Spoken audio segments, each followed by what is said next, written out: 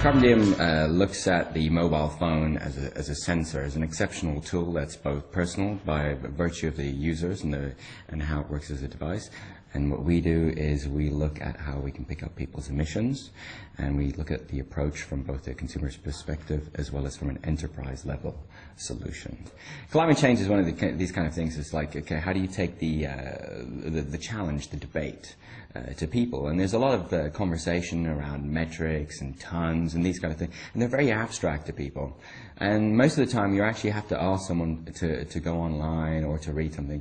We figure the mobile device is actually a perfect implement to actually take the challenge, the debate, the conversation, the knowledge to them. And the nice thing about the mobile phone is that there's so much personality in terms of, because it's always on you, it makes you feel that when you get that information, that's your information, that's not someone else's, that's not an average.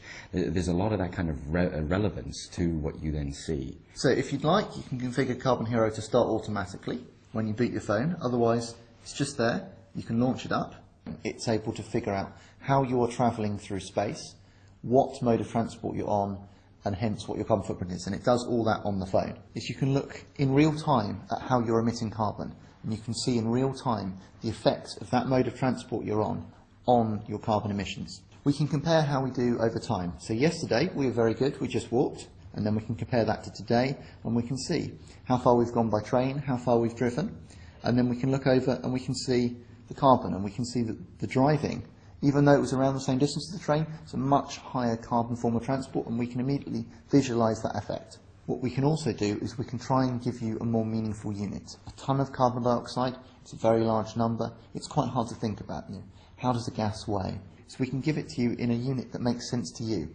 So perhaps you can think of a litre of fizzy drinks, or a can of soda, or a double-decker bus. It's meaningful to you, it's your data. What we can also do is, if we know there's a nearby mode of public transport, we can show to you where that is, and we can give you directions to that nearest mode of transport. So you can say, I'm not going to use the car today, I'm going to get on the metro, and we can tell you where that metro station is. We have a very simple user interface. We have the home screen, it shows you where you are, how you're travelling, and then you can just move around using the arrow keys. Just pick the thing that interests you and click in, and there's that screen you wanted. And then to move back and forward, we've got these nice big arrows at the top. They'll tell you where you're going to go. So it's all very simple, very intuitive, very quick. So you can just drop in, see your carbon, drop out, as you want. The Nokia platform and the S60 platform, by virtue of Nokia's dedication to S60 and then wanting to have GPS devices, is the kind of thing that makes us it encourages us even more to do the work that we do, because the reach and the audience we're going to have is going to be even wider. And of course, Nokia per se and the support we get as being a developer, it's great for us, because Nokia understands that, and they have shall we say, an empathy for what are some of the trials and tribulations that a startup or a developer will have.